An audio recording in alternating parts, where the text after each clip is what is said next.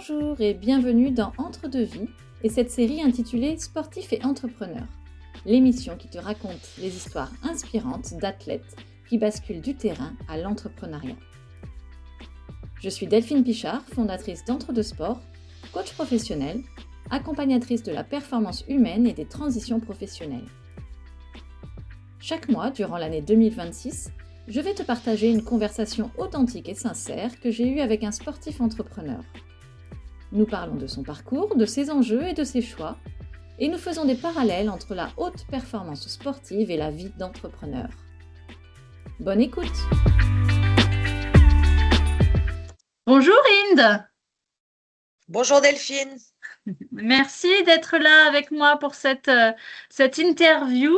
Donc, je vais te présenter en quelques mots pour les auditeurs qui vont nous écouter. Donc, tu t'appelles Inde Nezari. Tu vis à Dubaï depuis quelques années maintenant. Et puis, ton histoire avec le sport et l'entrepreneuriat est liée à ta passion du sport d'abord, en particulier le football. Tu as travaillé dans la finance et puis par la suite dans les RH. Et ce qui t'a toujours intéressé, c'est le développement humain. Et en liant du coup cette partie-là qui t'intéressait très fort à ta passion du sport, c'est comme ça qu'est né ton projet entrepreneurial.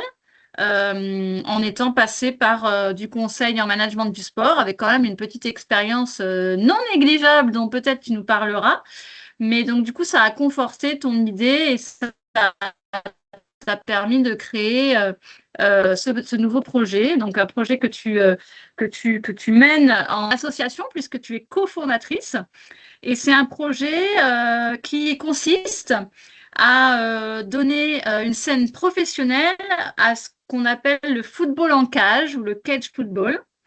Et donc, ça fait 14 mois que tu t'es lancé dans ce projet. Et le but, c'est de développer les jeunes par le sport avec tous les aspects culturels et corporate. Voilà, j'espère que j'ai à peu près tout dit, même si on ne peut pas résumer ta longue carrière très riche en quelques minutes, mais l'idée, c'est plus d'en savoir un peu plus sur toi. Et puis ensuite, je te laisse corriger, bien sûr, s'il y a des choses à rajouter. Et moi, ce qui m'intéresse, c'est effectivement tous les liens qu'on peut faire entre le monde du sport et le monde de l'entrepreneuriat. Et je pense qu'il n'y a pas de hasard à ce que te soit lancé l'entrepreneuriat en tant que passionné de sport. Qu'est-ce que tu en penses ? Déjà, merci beaucoup. Je pense que j'aurais pas rêvé de mieux résumer de mon parcours, même si c'est en quelques phrases et quelques minutes. Tu as vraiment brossé mon parcours. Effectivement, donc petite juste ajout de la précision. Donc, je suis quelqu'un qui vient d'un pays où le sport et notamment le football est presque la deuxième religion, donc qui est le Maroc. C'est là-bas où j'ai grandi. Puis j'ai eu la chance de vivre en France pendant 6 ans pour faire mes études. Et comme tu l'as bien précisé, j'ai choisi en fait première grosse partie de ma carrière dans la fonction des ressources humaines, qui pour moi était une fonction très noble, qui pouvait me permettre de non seulement développer mes propres, j'allais dire, habilités à naviguer ce monde, mais aussi à développer le capital humain. Et passionnée, comme tu l'as bien dit, par le sport et par le football. Après quelques années dans le monde corporate où j'ai développé les adultes, je me suis dit, bon, pourquoi pas en fait focaliser mon projet dans le développement des jeunes. Et c'est comme ça que j'ai eu l'opportunité de travailler dans des grandes organisations sportives, notamment le groupe CFG qui détient le club Manchester City et qui ont aussi un club de football ici. Donc, connaître et travailler avec des experts mondiaux. Donc, comment on gère un club de sport et de football. J'ai eu aussi l'occasion de travailler sur un projet très emblématique qui a été la transformation de notre académie locale en académie Manchester City, qui est toute une façon de penser, de comment gérer et préparer les jeunes.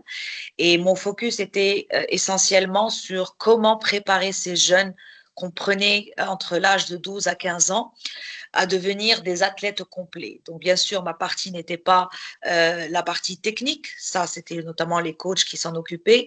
Moi, c'était la partie justement soft skills. C'est comment les préparer à être beaucoup plus résilients, comment parler et avec toute confidence derrière une caméra, comment préparer aussi et gérer leurs revenus et après une retraite. Donc, voici les aspects en fait sur lesquels j'ai énormément travaillé, en plus de tout ce qui est gestion des événements à grande échelle sportifs. J'ai eu l'occasion d'organiser la Coupe du Monde des clubs en 2022 ici aux Émirats, donc et travailler avec la FIFA, donc ces instances sportives internationales, et vraiment gagner du galon comme on dit. Donc voilà en fait ce qui a été un peu mon parcours jusqu'à l'année dernière où mon chemin a croisé en fait celui de Félix qui est mon partenaire et on s'est dit donc les deux nous avons évolué dans des mondes corporate, on est les deux passionnés de foot et de sport et on s'est dit cette région qui est la région MENA, donc du Moyen-Orient et de l'Afrique du Nord. C'est une des régions les plus jeunes du monde, donc c'est à peu près 600 millions la région. 55% c'est des jeunes entre 15 et 35 ans et qui n'ont pas en fait forcément des produits sportifs ou des concepts sportifs qui ont été faits et pensés pour eux, dans leur langue, basés sur leur culture. Généralement, c'est des concepts importés qu'ils consomment, comme l'UFC, comme la Formule 1, comme les tournois de tennis, la NBA, etc. Et on s'est dit, bon, pourquoi pas trouver un concept qui aujourd'hui va fédérer toute cette région qui sera dans la langue de leur pays, donc ça soit en arabe ou en français et en anglais éventuellement, parce que nous avons, si vous voulez, 3 régions dans la région MENA, donc soit francophone, l'Afrique francophone et l'Afrique du Nord, et puis nous avons aussi l'arabe communément dans presque tous les pays. Et puis, bien sûr, l'anglais, notamment dans la région du Moyen-Orient.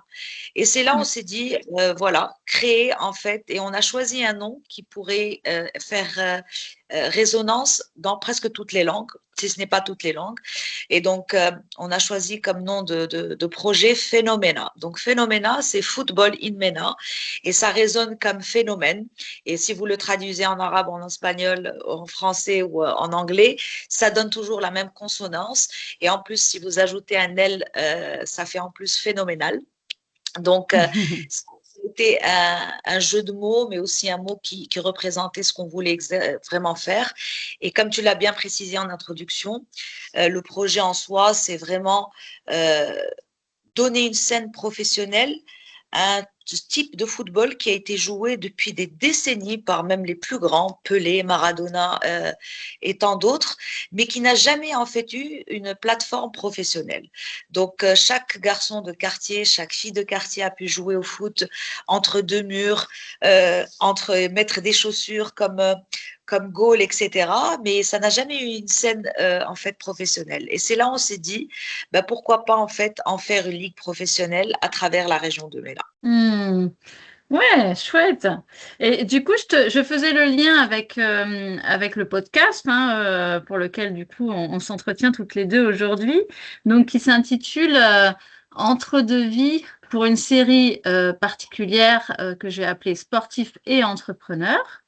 Et donc, de par ton parcours, hein, c'est vrai que il y a peut-être quelque chose à évoquer, et c'est la question que je te pose du coup, c'est quel lien tu fais toi, qui est peut-être lié à ton parcours ou pas d'ailleurs, tu vas me dire, hein, mais entre cette passion du sport et le fait que aujourd'hui tu entreprennes. Il se trouve que c'est dans le sport, mais quel lien tu fais entre le sport et l'entrepreneuriat? Je pense que le sport m'a appris en travaillant vraiment dans le sport en tant que gestionnaire sportif, des qualités qui sont la base de l'entrepreneur, donc qui pour moi sont la résilience, la consistance, être téméraire, vivre de ses passions et tourner un rêve en un projet concret. Et Hmm. pense que servir les autres était bien à un certain moment et je pense que, comme on dit toujours, chaque chose a son temps et son heure et sa localisation. Donc, comme je t'ai expliqué, je suis née au Maroc, j'y ai vécu jusqu'à 17 ans. Donc, mon chemin était tracé jusqu'à là au Maroc. Puis après, j'ai choisi la France qui était pour moi à l'époque le meilleur endroit pour me forger et m'éduquer. Donc, c'est là où j'ai élu terre pour ma formation et mon éducation. Et puis par la suite, pour me forger à l'international, j'ai eu la chance de travailler sur plusieurs géographies. Et c'est vraiment en cultivant cette curiosité de voyage, de découvrir justement d'autres nations, d'autres expériences, etc. Quand je suis venue aux Émirats, les Émirats aussi sont une terre un peu semblable à ce qu'on peut appeler le rêve américain. Ça ne choisit pas et ça ne juge pas la couleur ni le genre. Est-ce que tu es une femme ou pas une femme? Est-ce que tu es arabe ou pas, musulmane ou pas? Ça juge sur la compétence. Et je pense que quand tu veux te lancer dans l'entrepreneuriat, il n'y a pas plus, j'allais dire, réconfortant quand déjà ces obstacles que tu peux trouver sur d'autres géographies n'existent pas. Donc, en fait, arriver à presque 22 ans d'expérience dans le monde corporate, je me suis dit, c'est le moment, peut-être pour les prochaines 30 ans de ma vie, de me consacrer à l'entrepreneuriat et de faire ce que j'ai toujours aimé dans le monde de l'entreprise, développer l'humain, développer les jeunes à travers le sport. En fait, mon gagne-pain, mais aussi amener ma touche dans le développement culturel, sportif et communautaire là où je vis. Voilà. Donc, c'est en fait Mmh. c'est là où je fais le lien. Et le lien, en fait, a été Mmh. le sport a vraiment sa grande place dans la région MENA. Et on voit bien aussi le développement que le sport et notamment le football a permis une accélération du développement du capital humain et économique au Maroc, pays dont je suis originaire, parce que ça a permis justement de développer des nouveaux métiers, ça a permis de développer de l'infrastructure. Aujourd'hui, en l'espace de 10 ans, on s'est doté de tramways, on s'est doté de trains à grande vitesse. On est en train de multiplier par 5 tout le réseau autoroutier, les villages sportifs, etc. Donc, c'est là, en fait, qu'on voit que le sport est aussi un vrai levier économique, non seulement, j'allais dire, culturel, mais aussi économique. Et donc, voilà pour moi, Mmh. aujourd'hui, surtout après Corona, quand on voit un peu la morosité qui a un peu secoué le monde, aujourd'hui, les gens veulent un peu échapper, j'allais dire, à tout ce qui se passe, que ce soit des conflits géopolitiques à travers le monde. Corona a vraiment éloigné les gens de ceux qui s'aiment. Donc, il y a eu beaucoup d'instances d'enseignement à distance. Donc, les gens n'ont pas pu être à l'école entre camarades, les professeurs échanger entre eux, etc. Et c'est pour ça qu'aujourd'hui, le sport, il n'y a pas mieux pour moi en tant que projet entrepreneurial pour fédérer tout ça, en fait. Mmh.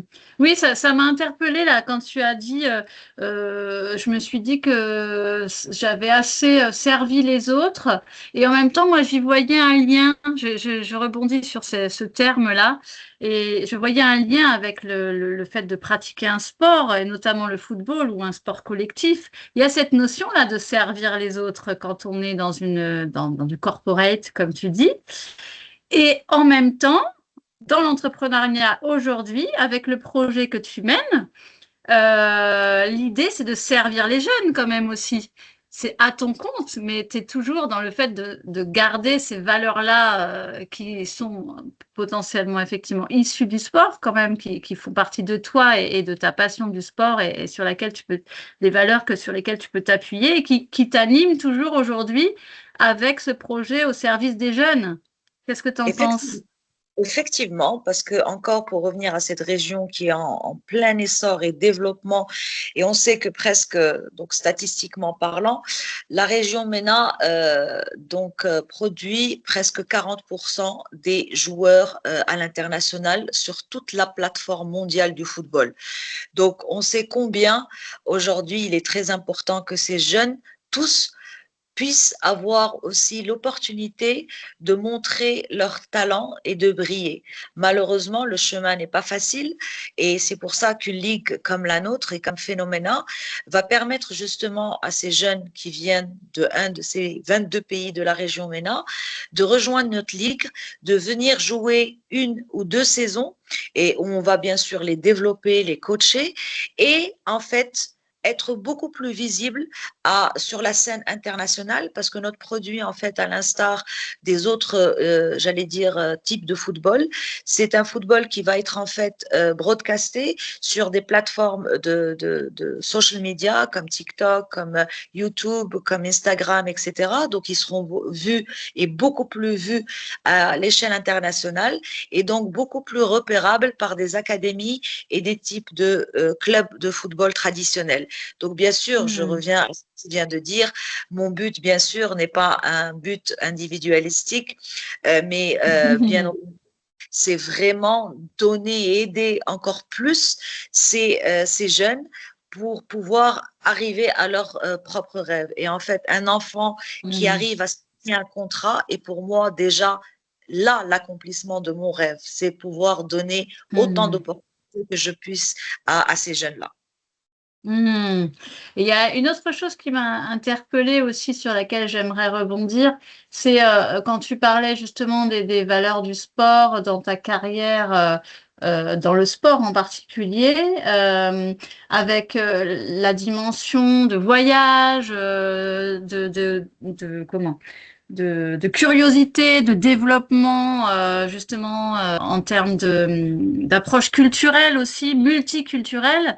Tu as eu une vie effectivement de sportif de haut niveau tout en travaillant dans le sport. Il y a quelque chose un peu de cet ordre-là. Et dans l'entrepreneuriat aujourd'hui, avec les valeurs que tu continues de prôner, mais d'une autre manière avec l'entrepreneuriat, peut-être que tu n'aurais pas pu le faire comme ça si tu n'avais pas eu ce vécu-là qui est issu des valeurs du sport que tu prônes. Tout à fait, tout à fait. Et je pense que mon exposition à différentes cultures, mais aussi géographie, m'a pas seulement, j'allais dire, équipé déjà sur un point linguistique. Donc, je parle couramment l'anglais, le français et Mais quand l'arabe. même. J'ai aussi des notions d'espagnol et déjà quand je me suis mise à travailler dans les académies, ça a aidé beaucoup parce qu'il faut se mettre dans un contexte où on recrutait massivement soit de l'Afrique francophone, soit de l'Afrique en fait anglophone, soit de l'Amérique latine. Ou des fois, nous avons aussi des jeunes qui venaient de d'autres localités arabes et qui ne parlaient en fait que leur langue maternelle. Et donc, c'est forcément quelque chose qui est un plus parce que surtout quand on parle de jeunes qui ont été, bon, il y a un peu un déracinement. Donc, c'est des jeunes qui quittent le berceau ou le bercail entre 12 et 14 ans. C'était leur première fois de prendre un avion. C'est la première fois où ils vivent dans un endroit complètement différent de là où ils viennent. Il était réconfortant pour eux de trouver une personne qui jouait un peu le rôle de maman aussi. Et souvent, on m'appelait Mama Hind parce que non seulement je parlais leur langue, je comprenais leur culture, je permettais aussi, j'allais dire, le pont de leur expliquer ce qu'on attendait d'eux, mais aussi expliquer aux coachs, aux directeurs sportifs comment aussi les manager parce que c'était pas forcément facile. Il faut savoir qu'il y a certains d'eux n'ont jamais eu un smartphone entre les mains. C'était la première fois qu'ils avaient un compte bancaire ouvert à leur nom. Donc, c'est beaucoup de choses en fait et c'est, j'allais dire, d'abord mon expérience corporate qui m'a donné aussi l'humilité et la sagesse de savoir gérer chaque personne et la respecter différemment de là où il vient. Mais je pense que, j'allais dire, le merci revient surtout au fait où j'ai la chance depuis 20 ans de vivre dans un pays. Il faut savoir que les Émirats, bien que ce soit un pays de 12 millions d'habitants uniquement, il y a à peu près 194 nationalités qui vivent communément ensemble. En 20 ans, il n'y a jamais eu de grève. En 20 ans, il n'y a jamais eu un coup de gueule qui a poussé les gens à aller dans la rue pour crier injustice. Et chaque entreprise a su cohabiter et co-gérer toutes ces nationalités en même temps. Et c'est ça, en fait, qui a fait qu'aujourd'hui, le sport ramène en couche encore plus, j'allais dire, additionnelle, parce qu'il permet de fédérer encore plus. Et quand on est sur un terrain de foot, par exemple, ou un terrain de sport, on oublie d'où on vient, on oublie sa couleur, on oublie la langue. Le sport devient la langue d'amour qui, en fait, fédère tout ce beau monde. Hmm. Oui, donc selon toi, c'est le meilleur endroit où développer ce concept. Effectivement. Donc aujourd'hui, Hmm. le concept et le projet qui va voir le jour à la fin de 2026 est né des Émirats de Dubaï, mais qui est justement à vocation d'être présent sur toute la région MENA avec 3 Hmm. clusters. Donc on a un cluster pays du Golfe, un cluster Afrique du Nord et un cluster qui va être en fait tous les autres pays du Moyen-Orient. Donc voilà. Hmm. Hmm. J'identifie effectivement pas mal de choses qui sont issues de ton expérience dans le sport et qui te servent aujourd'hui en tant qu'entrepreneur, qui sont des choses qui sont extrêmement liées à toi aussi, à ton vécu, ta personnalité et tes expériences, bien sûr, mais pas que les expériences, hein, j'ai envie de dire. Donc, il y a ce côté multiculturel, multilangue, multinationalité que tu retrouves dans ce que tu veux développer aussi. Il y a ce côté quand même servir les autres, le rêve américain, qui est aussi un peu dans l'idée de faire briller les jeunes. Donc, c'est vrai que c'est des choses qui viennent et que tu peux reprendre à la fois dans le concept que tu veux développer, mais aussi dans l'idée même d'entreprendre. Voilà, même si tu en parles avec beaucoup d'humilité de ce projet, quand on entreprend, effectivement, on est quand même un peu plus sur le devant de la scène. Donc ça c'est aussi un parallèle que je fais assez facilement par rapport à ce que tu viens de nous partager. Il y a sûrement d'autres choses là mais que je n'ai plus, mais auxquelles je pensais. Est-ce que tu peux compléter du coup tout ce qui, si tu devais continuer la liste de tout ce qui t'apporte aujourd'hui, qui est issu de toi, de ton vécu et finalement, in fine, de ta passion pour le sport et qui te porte dans ton projet entrepreneurial aujourd'hui? Oui, bon, en fait, je vais peut-être parler de choses un peu plus intimes et personnelles, mais qui font aussi que Bah oui, c'est ce qui nous intéresse, Inde. ça explique beaucoup aussi ça. Donc, il faut savoir, donc je suis l'aînée d'une fratrie de 3, donc je suis la fille unique et 2 frères. On a eu la chance d'avoir des parents qui ont été eux-mêmes expatriés, donc qui ont vécu notamment dans 3 pays. Euh, 3 frères et sœurs qui sont nés dans des villes complètement opposées. Et cet enrichissement culturel qui nous a permis en fait d'être aussi exposés très jeunes à des cultures différentes, à des langues différentes, nous a Hmm. appris à respecter l'autre et quel que soit en fait le passeport ou la couleur de notre peau, peu importe, c'est justement la fraternité qui nous allie, les points en commun. Et mes 2 frères sont notamment aussi des grands sportifs. Donc, il y en a un qui est plus basket, l'autre qui est plus surf et ski. Et le deuxième, en fait, celui qui est juste après moi, est aussi aujourd'hui en parallèle de son travail d'ingénieur télécom, en train de lancer aussi son projet sportif. C'est un golfeur aussi, donc il lance un projet vraiment dans le sport. Et je sais très bien que non seulement parce que lui, il a pratiqué le golf depuis presque 20 ans, euh, et aujourd'hui, il vit en Arabie Saoudite où le sport aussi est un élément partie prenante dans le développement du royaume de l'Arabie Saoudite. Nous avons en fait cette passion de créer, notamment aussi, j'allais dire, qui vient du papa. Le papa est banquier, donc il faut le savoir. Toute sa vie, il a été en fait banquier dans plusieurs géographies, donc au Maroc, au Sénégal, au Côte d'Ivoire et au Congo. Et en fait, à côté de sa carrière, j'allais dire, d'employé ou de salarié, il a toujours eu, j'allais dire, des à côté en tant qu'entrepreneur.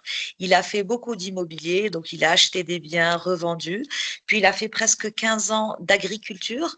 C'est quelqu'un qui vient de la campagne originairement, donc je pense que c'était un retour de source de faire aussi de l'agriculture.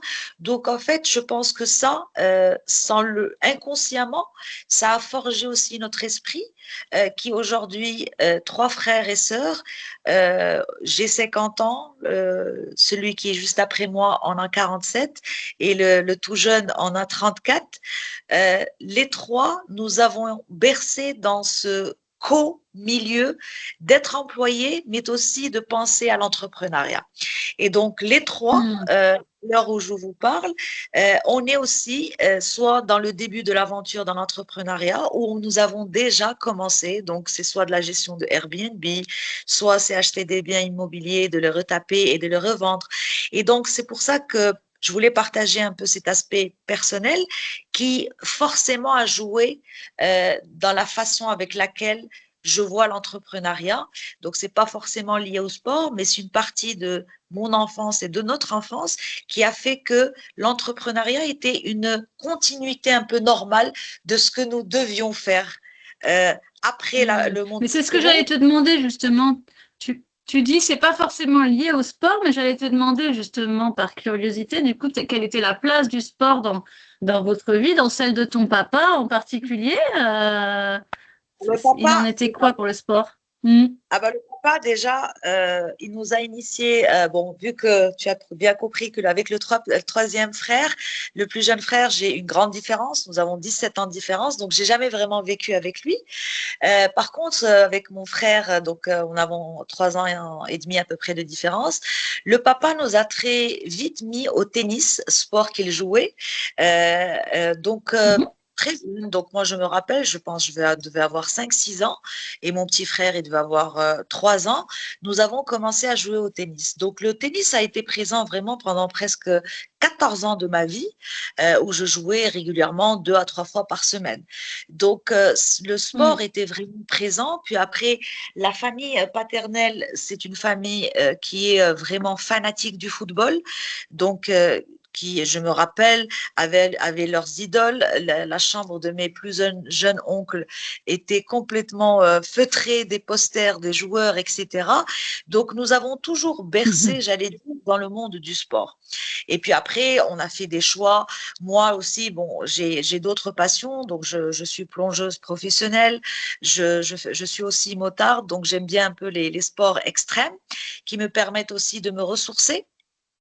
Et comme je te l'avais aussi dit, j'ai joué aussi pendant presque 4 ans à un niveau professionnel au water polo. Donc, pour revenir Hmm. à ta question, le sport a toujours été et a fait toujours partie de notre vie au quotidien. Donc aujourd'hui, quand on est passionné par le sport, non seulement pour l'avoir pratiqué, mais pour avoir aussi été éduqué, avoir travaillé. Et puis l'année dernière, j'ai pris la décision de revenir sur les bancs de l'école, on va dire, parce que j'ai une formation complètement financière et de management. Je me suis dit qu'il fallait absolument que je fasse aussi une certification du management de sport au niveau leadership. Et donc, j'ai eu la chance de suivre un programme de 6 mois dans une école qui s'appelle Focus Sports Education à Zurich, qui m'a permis d'avoir justement encore plus et d'être plus équipée pour pouvoir mener à bien aussi aujourd'hui mon projet entrepreneurial. Hmm. Et comment tu te sens quand tu dis tout ça, là, quand tu t'entends dire tout ça, tout ce qui s'est passé dans ta vie avec le sport, tu vois, de remettre un petit peu sur le devant de la scène tout ce qui a fait ce que tu es aussi aujourd'hui. Et qu'est-ce que ça t'inspire? Comment tu te sens avec tout ce que tu viens de nous partager? Bah, je sens en fait que c'est plusieurs vies dans une seule vie, pour être honnête. Et je me dis, quand je prends le temps de réfléchir et surtout quand on rencontre un peu de challenge par rapport à notre projet, des résistances, etc., c'est là où peut-être je me ressource dans le passé en prenant le temps de me poser quelques minutes, de me dire bah, tourne-toi et regarde d'où tu viens, d'où tu as commencé. J'ai aussi, bon, c'est quelque chose peut-être à savoir, j'ai aussi la maladie qui a aussi joué aussi des rôles à certains différents degrés, mais et qui a fait partie, j'allais dire, de ma vie et des 50 années que je viens de passer. C'est que j'ai eu 2 cancers dans un intervalle d'à peu près 22 ans et j'ai dû combattre toute seule. Et je pense que c'est la résilience que j'ai trouvée dans le monde du sport qui m'a vraiment aidée à revenir, à me reprendre dessus. Donc c'est pour ça que quand je vais mal, je prends le temps de tourner la tête et je me dis, Hind, tu as combattu toute seule 2 cancers, tu t'es faite toute seule, tu as toujours aimé être leader dans ce que tu fais et jusqu'à présent, bien que c'était pas un chemin non semé d'embûches, mais tu l'as fait et tu es là et tu as encore beaucoup d'années pour réaliser encore plus. Donc, ce n'est que, j'allais dire avec beaucoup d'humilité, je suis fière de moi-même. Voilà, en fait, si je peux Mmh. répondre un peu. Oui, et puis le sport, c'est une ressource, pour le coup, justement avec tout ce que tu as traversé. Autant du sport, insouciant, quand on est enfant et cetera, bah, c'est le plaisir, le dépassement, l'épanouissement, dans le jeu aussi, parce que ça représente beaucoup ça, la découverte, la vie sociale aussi, surtout dans les sports collectifs. Et puis, dans ce que tu as pu traverser, là, moi, ce que ça m'évoque aussi, par rapport à la maladie en particulier, c'est aussi l'équilibre, la santé, l'équilibre psychique. Voilà, ça a eu cette place-là, indépendamment de la résilience, évidemment, que tu as évoquée, mais est-ce qu'il y a eu cette place liée à la santé avec la pratique d'un sport que ce soit un sport extrême ou pas, hein, d'ailleurs, hein, mais voilà, et quelle place tu accordes à ça? Bah, en fait, mon deuxième cancer a eu lieu en fait fin 2023 et donc c'était à peu près 18 mois de traitement et de réminiscence et il faut savoir que j'ai perdu énormément de poids, donc on est en train de parler de 48 kilos, hein, donc c'est presque mon Hmm. demi-poids qui a été perdu et je pense que j'ai abordé en fait mon deuxième cancer de façon complètement différente de la première. Euh, Parce que peut-être j'ai fait justement ce passage. La différence, et c'est là où on va voir que le sport a joué en fait un grand rôle, c'est que Hmm. le premier, j'étais encore dans le monde corporate, donc on va dire que j'ai plutôt subi, bien que j'ai bataillé et j'ai lutté. Le deuxième, en fait, cancer, je me suis dit, eh ben non, monsieur cancer, tu n'auras pas le dernier mot. Et c'est moi qui vais te vaincre et c'est pas toi qui va prendre le dessus. Et j'ai choisi en fait d'accompagner ce changement corporel parce qu'il faut savoir que c'est toute une identité qui a changé. On parle de quelqu'un qui est passé d'à peu près 112 kilos à 56 kilos. Donc c'est énorme. Et donc c'était un nouveau moi, un nouveau visage, des gens qui ne me reconnaissaient plus dans la rue, mes habits qu'il fallait complètement changer. Et j'ai choisi en fait un sport qui était d'actualité, mais qui permet de vraiment sociabiliser énormément. Donc, c'est prendre plaisir tout en étant, avoir un esprit très compétitif, c'est le paddle. Et en fait, tout en suivant mon traitement, je jouais 3 fois par semaine pendant 90 minutes et j'oubliais que j'étais dans un corps malade qui était en réminiscence. Et c'est là où le sport prend toute son ampleur et son importance. Vraiment, j'allais dire que oui, la chimiothérapie, oui, les médicaments m'ont aidé, mais sans le sport, je ne serais pas aujourd'hui en train de te parler, en train de faire ce podcast avec autant de détermination jamais que j'ai encore envie de continuer et que la vie n'aura pas le dernier mot, j'aurai le dernier mot. Voilà. Hmm. Oui, et puis c'est aussi ce que tu as envie de rendre au sport quelque part. Le sport t'a donné et t'a permis, t'a donné des ressources pour lutter contre la maladie, mais aussi t'a donné des ressources dans la vie au sens large, jusqu'à te permettre de créer un projet entrepreneurial. Et avec ce projet, je trouve que du coup, il y a un côté aussi enfin, rendre au sport ce que le sport t'a apporté. Il y a un truc un peu comme ça, non? exactement. Et puis, si aussi, bon, ça va être le podcast des révélations. En fait, donc aujourd'hui, donc ça fait presque un mois, je viens de fêter mes 50 ans. Et donc, j'ai aussi un autre rêve, donc qui fait partie aussi du cheminement de ma vie et de mes projets que j'ai un peu dressés. Je me donne encore 5, 6 ans. Euh, une fois que le projet de Phénoména tournera bien, c'est aussi un projet que j'appelle de cœur, mais qui est sur la fondation de tout ce que j'ai entrepris jusqu'à présent. Donc, ce n'est pas quelque chose de nouveau, mais quelque chose qui va peut-être clôturer la boucle. C'est un projet d'orphelinat que j'ai. Et donc, c'est un petit orphelinat. Ce n'est pas quelque chose qui a à grande échelle, mais ne pas. C'est à peu près 15 enfants, mais c'est des enfants qui seront orphelins ou nés j'allais dire, de mères célibataires. Et j'ai comme projet de le faire à Bali. Un pays que j'ai découvert en 2011 et que je visite maintenant presque tous les ans parce que c'est un pays qui me permet un peu de me ressourcer chaque année. C'est un Mhm. pays très loin du matérialisme dans lequel nous vivons aujourd'hui, où la consommation est à grande vitesse. À Bali, les gens sont très terre à terre. Ça ne vit que de produits locaux. Il n'y a pas de grands buildings, il n'y a pas de voitures de course. Tout ce monde effréné n'existe pas. Et c'est vraiment des gens qui, avec un bol de riz, sont très, j'allais dire, avec beaucoup d'humilité, qui glorifient le bon Dieu, toutes sortes de bon Dieu qu'il a en fait pris pour. Et c'est pour moi un pays qui a attaché, en fait, ou qui a créé vraiment une place très importante dans mon cœur. Et c'est pour ça qu'en fait, pour moi, rendre au sport, rendre à l'humanité, c'est à travers aussi ce sport. Je n'ai pas eu la chance d'avoir mes propres enfants et je ne le prends pas comme défaite, mais je me dis que le bon Dieu a peut-être tout simplement voulu que ce chemin, je dois le faire seul et qu'à l'accomplissement, je ferai cet orphelinat où je donnerai une deuxième chance, une deuxième vie à ces orphelins qui, en fait, vont grandir avec un projet qui va leur permettre de développer leur personnalité à travers le sport. Et je ramènerai donc justement des coachs sportifs, des encadrants et des psychologues qui vont en fait m'aider à développer ces jeunes-là pour être des personnes complètes et pourquoi pas devenir aussi des futurs entrepreneurs dans le sport ou tout simplement des athlètes. Mhm.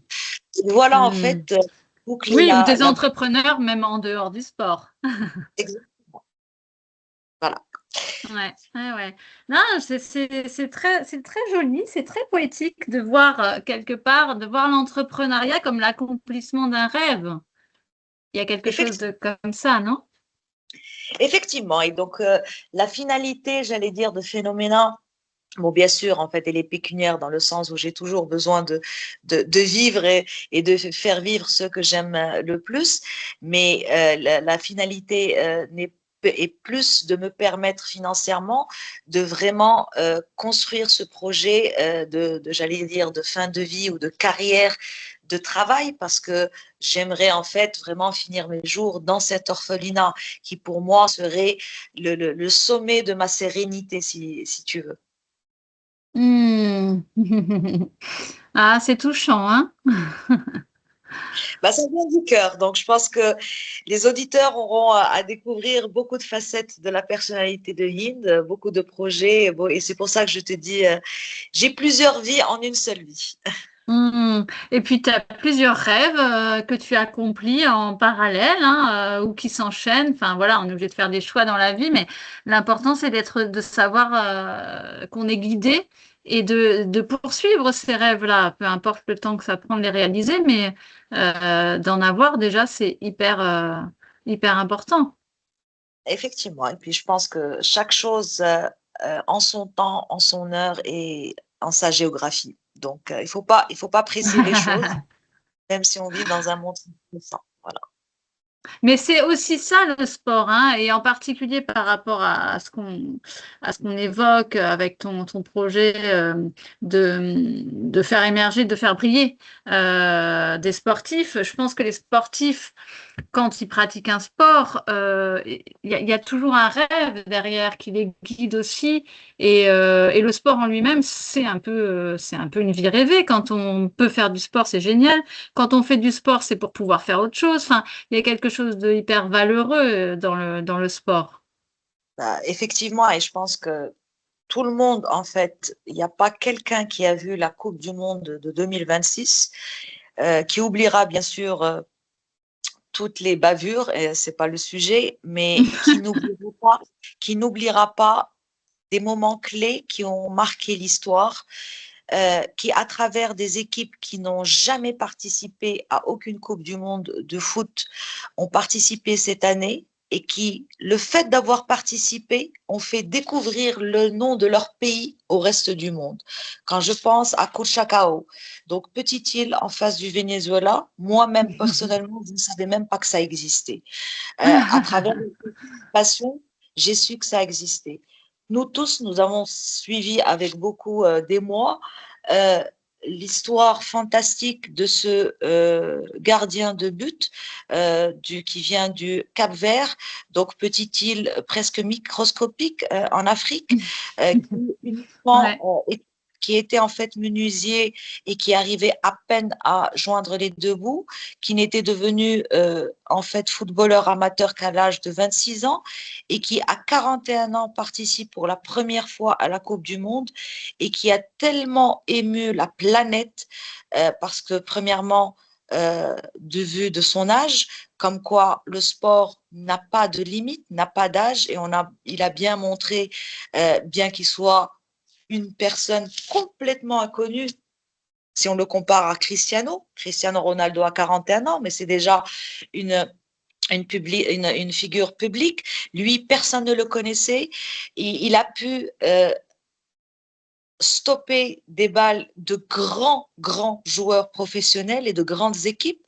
Et il a pu émouvoir le monde parce qu'il a été touchant par ses larmes, d'avoir l'humilité de dire j'aurais tant rêvé que ma mère soit avec moi, mais je n'ai pas eu l'argent pour pouvoir payer son visa, et qui a fait qu'il y a eu un Chinois qui l'a vu au bout du monde et qui a payé le visa et ramené sa mère pour voir les prochains matchs. Donc voilà, le sport, qu'est-ce que c'est? C'est un sport qui permet à des gens inconnus de devenir quelque chose, de promouvoir leur pays, de promouvoir les valeurs, etc.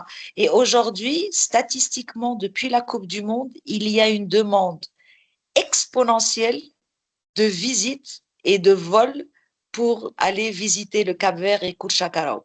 Donc voilà, par exemple. Ouais. Oui, oui, bah oui, c'est sûr, c'est des belles histoires, ouais, ouais, ouais. Bon, après, tu as dit quand même, revenons au terre à terre. Mais on peut avoir du terre à terre dans une dimension poétique, comme tu en as très bien parlé à propos de Bali. Et, et je reviens sur ce que tu disais dans ton entreprise, avec la partie quand même pécuniaire, parce que l'idée, c'est effectivement d'accomplir un rêve, de servir du coup les jeunes grâce au sport, leur permettre de briller, etc. Donc ça, c'est toute la partie motivante, je pense, de ton projet. Enfin, on l'entend très bien sur la dimension humaine. Et tu parles quand même évidemment de cette réalité pécuniaire. Donc, est-ce que tu peux nous en dire plus sur ton modèle économique parce que, bah, quelque part, tu as peut-être mis en place le modèle qui te paraissait le plus adapté pour accomplir ce rêve. Et c'est intéressant, du coup, je ne sais pas si oui, ça ne doit pas être confidentiel, mais c'est intéressant de voir dans quelle mesure est-ce qu'effectivement il peut y avoir une spécificité quand on évolue dans le sport à gérer l'entrepreneuriat dans ce milieu. Voilà, si tu veux bien nous partager un petit peu ça, et puis ça va te permettre aussi peut-être de regarder tout ça avec un peu de hauteur. Voilà, ben, en effet. Donc, en fait, notamment, Normalement, quand on lance un projet sportif, je parle de, de, de, de projets classiques. Donc, si la Formule 1 a envie de se lancer, je ne sais pas, au Kenya demain et créer un circuit de Formule 1, ils ont déjà des partenaires, des sponsors qui sont connus à travers le monde, qui les accompagnent et forcément, ils vont aller à eux directement. Aujourd'hui, quand on est une jeune start-up comme la nôtre et comme Phenomena n'est pas forcément un nom connu, non seulement il a fallu créer ce que j'appelle cette marque, donc Phenomena, et ce qui explique que nous avons une visibilité assez importante sur LinkedIn, sur les réseaux. Nous avons d'abord commencé par la création d'une page Instagram. Moi et mon co-partenaire, nous, en fait, on fait un jour oui, un jour non. On poste sur LinkedIn pour expliquer qu'est-ce qu'on fait, qu'est-ce qu'on on a pour vocation. Et l'un j'allais dire, des principes fondamentaux de ce projet, c'est justement, notamment, chaque projet sportif a tendance à aller vers les grandes marques pour chercher du sponsoring. Et nous, comme on a pour vocation d'être un projet né de la région MENA pour servir la région MENA, justement, on s'est rendu compte qu'il y a beaucoup de marques qui ont fleuri, en fait, les dernières 10-15 années à travers la région. Et ce n'est pas forcément des marques qui sont sollicitées quand il y a de grands événements sportifs. Et le but était d'abord d'approcher ces marques-là, donc ça soit de boissons énergétiques, ça peut être des opérateurs téléphoniques, ça peut être des marques de vestimentaires sportifs, etc. Donc, si je parle, par exemple, je ne sais pas, s'il y a le championnat de foot, ça, par exemple, au Maroc, forcément, les différentes équipes vont aller à du Adidas, Nike, etc. Nous avons opté pour une autre tangente, c'est justement d'aller vers ces marques qui sont émergentes dans la région et de leur dire, OK, vous avez besoin d'un projet sportif qui va faire briller votre marque et nous avons besoin de marques qui vont non pas nous demander des sommes colossales comme sponsoring. Et donc, c'est une entraide qu'on va se faire. Donc, nous, on va vous donner le projet sportif pour que vous brillez. Vous allez nous donner à moindre prix votre produit qui va nous permettre aussi d'habiller, par exemple, si je prends le côté vestimentaire sportif, qui va faire qu'on va habiller nos joueurs, notre équipe, etc., qui va nous permettre aussi de vendre, que ce soit les tenues sportives, etc., dans notre B2B modèle. Et c'est comme ça qu'on a opté. Et jusqu'à présent, ben, ça a marché. Donc, jusqu'à présent, donc, comme je t'ai expliqué, ça fait 14 mois qu'on œuvre pour monter ce projet. Nous avons déjà sécurisé un fabricant de vêtements sportifs, donc qui existe déjà dans toute la région de MENA et qui a en fait accepté parce qu'il a vu dans notre projet un potentiel pour être présent sur 22 pays et être visible. Comme je t'ai expliqué, on va être broadcasté sur tous les réseaux sociaux, sur une des chaînes les plus grandes dans le monde arabe. Et voilà, donc voilà par exemple, un modèle qui a permis en fait de multiplier ces en fait opportunités et changer le modèle un peu classique.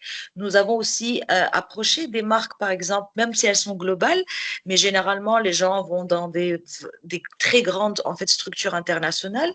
Nous avons très vite, par exemple, remarqué que nos joueurs et nos captains auront besoin, bien sûr, de nuitées d'hôtels pour pouvoir héberger lors de notre tournoi. Donc, on s'est dit, OK, quelle est la chaîne d'hôtels qui est la plus présente dans toute la région MENA et qui serait vraiment très intéressée et qui n'a pas aujourd'hui de concept sportif qu'il sponsorise. On a vu par exemple Accor et ils ont la sous-marque qui est Ibis. Donc Ibis, c'est plutôt la tranche d'âge que nous ciblons, donc 15-35 ans. Et ils sont dans toute la région MENA. Donc voilà, aujourd'hui, c'est une marque que nous avons approchée, avec qui nous sommes en pourparlers, pour être sponsor sur toute la partie, j'allais dire, hôtellerie. Donc, voilà un peu si tu veux, le modèle, j'allais dire, de partenariat et de sponsoring. Après, aujourd'hui, au niveau investissement, c'est là où en fait aujourd'hui nous sommes en pleine levée de fonds et nous avons approché toutes sortes d'investisseurs. C'est soit des fonds d'investissement classiques, soit c'est en fait des family office, donc en fait c'est des fonds d'investissement individuels qui appartiennent à une célébrité et qui veulent diversifier leur portfolio de portefeuille d'investissement dans ce Mhm. qui se fait aujourd'hui le mieux, c'est en fait aujourd'hui tout ce qui est un peu divertissement, sport, etc. Parce qu'aujourd'hui, notre étiquette, non seulement un projet sportif, mais nous sommes un projet média, sportif et de divertissement. Et donc, c'est un peu les trois thématiques aujourd'hui qui marchent le mieux. Voilà où Hmm. je se situe. Et Il y a la dimension sociale aussi, non? il y a beaucoup la dimension, j'allais dire, d'impact de la communauté. Et Oui. aujourd'hui, ça prend toute son ampleur. On sait très bien que la région du Moyen-Orient a été touchée les 5 derniers mois par une crise géopolitique qui a un peu ébranlé tout, j'allais dire, les relations macroéconomiques et qui aujourd'hui a en fait, durant cette période, s'est fragmenté un peu les entreprises dans le fait où ils sont revenus encore comme il était le cas pendant la pandémie du corona, où les gens ont dû travailler à distance, les familles ont dû reprendre le relais avec les écoles où les enfants, pendant presque 4 mois, ont été scolarisés à la maison. Et donc aujourd'hui, il y a un appel de toutes les instances, j'allais dire gouvernementales, que ce soit le ministère de l'économie, du tourisme, de l'éducation, et qui ont fait appel à toutes les entreprises qui opèrent dans la région si vous voulez, d'insuffler des initiatives qui pourraient fédérer justement les communautés après ces 5 mois de conflit dans la région. Et c'est pour ça que notre projet a beaucoup séduit, par exemple, le ministère de l'Éducation avec qui nous avons eu des discussions la semaine dernière, et nous continuons les discussions avec le ministère du Sport, parce que justement, notre projet a cette caractéristique de fédérer et d'avoir un impact sur la communauté et aussi de faire montrer la richesse culturelle de la région. Et donc, définitivement, le sport est aussi cette facette qui permet en fait de rendre encore plus, j'allais dire, importantes les relations interhumaines. Vous semblez du coup être bien placé avec votre concept de développement d'une ligue professionnelle, avec tout ce que tu viens de dire là sur le sport et sur ce que ça peut apporter justement par rapport au contexte actuel. Et donc ça a l'air de plutôt bien aller. Est-ce qu'il y a des choses sur lesquelles c'est un peu plus difficile? Comment est-ce qu'on pourrait vous aider s'il y avait des difficultés que vous rencontrez aujourd'hui? J'aime pas le mot difficulté parce que ça a une résonance très négative, mais c'est plutôt de dire c'est un challenge qui est momentané. La région MENA a plus pour habitude d'importer des concepts sportifs qui existent déjà sur d'autres géographies et qui ont fait déjà leurs preuves. Et donc, ils ramènent ça sous forme de franchise qu'ils payent et qu'ils adaptent et lancent.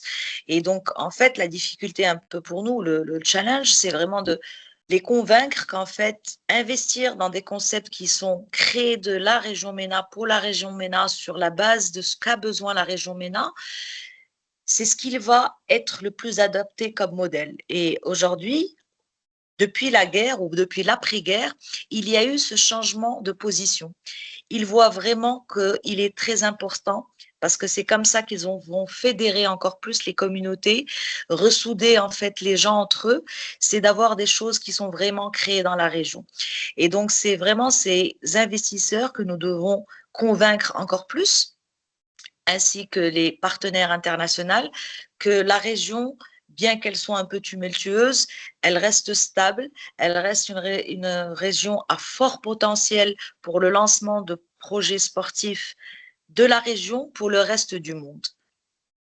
Et alors, quels sont vos arguments?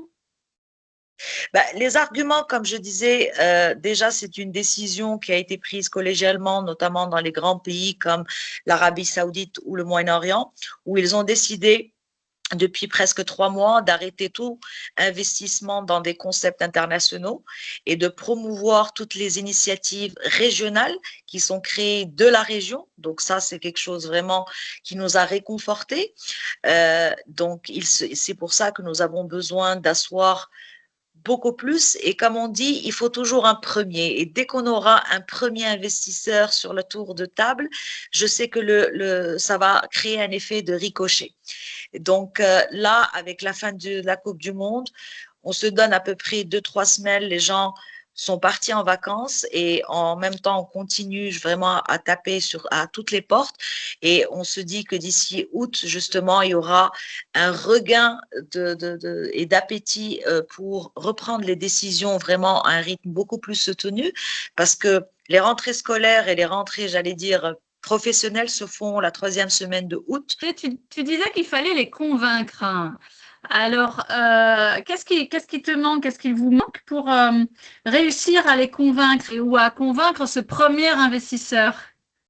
C'est tout simplement qu'il ose autant qu'on ose. C'est oser aller vers quelque chose qui n'est pas palpable parce qu'on n'est pas un produit, on reste une ligue, donc c'est conceptuel.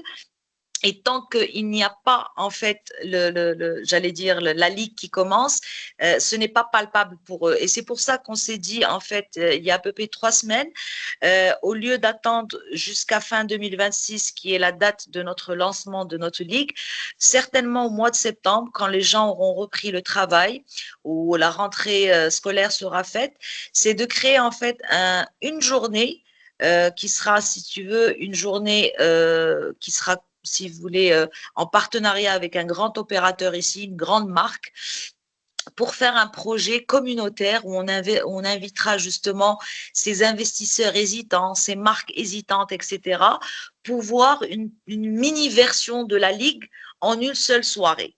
Et c'est comme ça, en fait, qu'on s'est décidé de faire et d'entreprendre la chose. C'est peut-être voir la Ligue sous un format de une nuit et une soirée va peut-être convaincre encore plus les investisseurs. Et selon toi, c'est quoi qui les rend un peu frileux pour le moment? C'est un peu ce qui s'est passé en fait, parce que comme on sait, quand il y a tant de guerres, quand il y a en fait la guerre, l'incertitude, les commodités qui ne passent pas, etc., forcément, on se dit, si nous avons des sous, autant les garder jusqu'à ce que ça devienne plus stable. Aujourd'hui, tous les signaux sont en train de repasser à l'orange, voire au vert, donc c'est un bon signe indicatif. Donc c'est une question de temps. Et je pense que d'ici 3-4 semaines, De temps. et c'est pour ça qu'on s'est dit, entre-temps, nous n'allons pas attendre le gros investisseur, nous allons aller créer encore plus l'appétit en organisant. Donc aujourd'hui, on cherche un petit investisseur, si tu veux, ou une table de 2 ou 3 qui pourrait investir dans cet événement d'une seule soirée, qui serait une petite version, donc une mini-version de notre ligue, où on inviterait tous ces hésitants, si tu veux. Ouais. Mais c'est une stratégie que tu as déjà expérimentée par le passé quand tu as animé, quand tu as travaillé sur tous les projets sur lesquels tu as travaillé auparavant?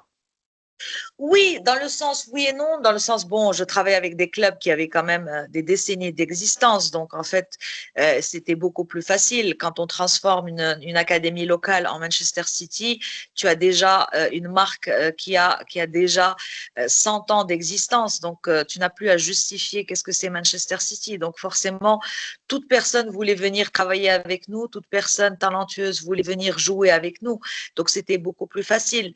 Aujourd'hui, c'est quand c'est-à-dire croire aveuglément en ton projet ne te suffit pas. C'est aussi avoir la capacité de tourner ça dans la conviction. Et c'est là aujourd'hui où je vraiment m'investis énormément. Et d'ailleurs, on n'a pas parlé forcément de ça, mais vous faites un travail d'équipe quand même, vu que vous êtes associés. Et comment vous avez réparti vos rôles et responsabilités dans ce projet?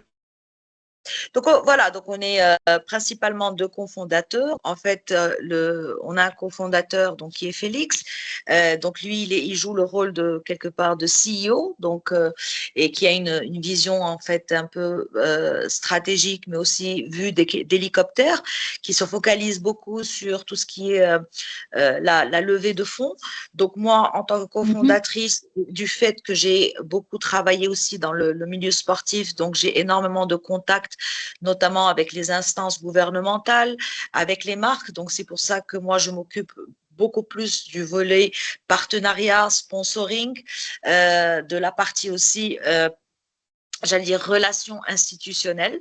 Et puis, en fait, aujourd'hui, comme on dit, on est que deux qui travaillons à temps plein sur ce projet-là. Il est difficile de vraiment trouver une ségrégation du rôle. On fait ce qui doit se faire. Quand l'un ne peut pas, l'autre le couvre. La plupart des meetings et des appels, on les fait les deux. On essaye de pas aussi perdre le temps de l'autre quand il y a juste des appels d'introduction.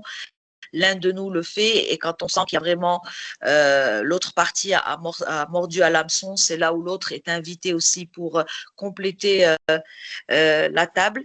Donc voilà comment en fait, donc là où on a chacun nos forces, c'est là où on essaye de disperser nos efforts. Et comment ça s'est fait cette collaboration du coup? Vous connaissez bien, j'imagine, et vous avez ce rêve en commun, certainement. On s'est connus accidentellement l'année dernière alors que je me trouvais au Maroc pendant quelques mois et c'est chemin faisant à travers des posts sur LinkedIn, etc. Il m'a repéré, je l'ai repéré, nous avons pris contact sur LinkedIn et voilà, donc encouragé par cette discussion, on s'est mis un but de prendre 2 mois, de finaliser vraiment ce qu'on voulait, de le mettre sur papier. Et puis, au bout de 2 mois, on s'est vu créer notre entité juridique. On a créé le nom de la société avec tous les statuts et on a commencé à travailler. Et c'est comme ça, en fait, que le projet a pris jour. Donc, pendant presque 3 mois, on s'est connus que virtuellement. Et c'est à mon retour aux Émirats de juillet 2025 qu'on s'est vu pour la première fois face à face. Et voilà, et c'est comme ça. Donc lui aussi, Félix habite à Dubaï. Et donc nous avons continué l'aventure à deux. Ah, c'est une jolie histoire professionnelle C'est un peu le Tinder professionnel. et c'est génial, c'est génial. Effectivement, comme quoi en fait des relations à distance professionnelles peuvent faire émerger de très beaux projets professionnels et là on est la preuve. Donc là aussi c'est un peu pour les auditeurs et les auditrices quelque chose qui ne doit jamais freiner d'avoir des partenaires et je pense qu'aujourd'hui on peut même ramener ça à ton podcast. Tu es basé en France, je suis basée à presque 4000 kilomètres de toi. C'est uniquement un de tes posts qui a attiré mon attention et je me suis dit, pourquoi pas aussi mon expérience qui pourrait peut-être inspirer d'autres personnes à se lancer dans l'entrepreneuriat. Donc là, c'est aussi une opportunité. Donc aujourd'hui, nous faisons ce podcast. On s'est vu à travers des écrans d'ordinateur et de téléphone, mais on s'est jamais vu en personne. Et voilà, tu as aimé mon concept. J'ai aimé ta façon de positionner en fait les personnes et de les mettre en valeur et de les coacher à travers ton podcast, ce qui reste très, très original. Donc voilà comme quoi, en fait, la distance n'a jamais été un frein pour de belles relations professionnelles et interpersonnelles. C'est super cette analogie que tu viens de faire avec aussi le podcast.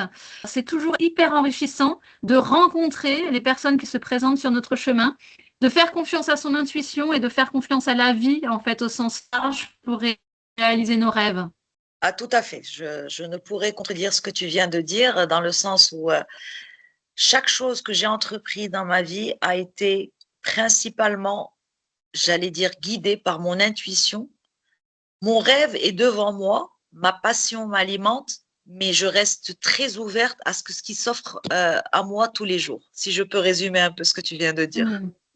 Oui, ouais, ouais. Et je pense que c'est précieux hein, dans l'entrepreneuriat, ça aussi. En effet, en effet. Mmh. Et c'est Bon, pour bah, super, écoute, je pense que c'est une belle conclusion.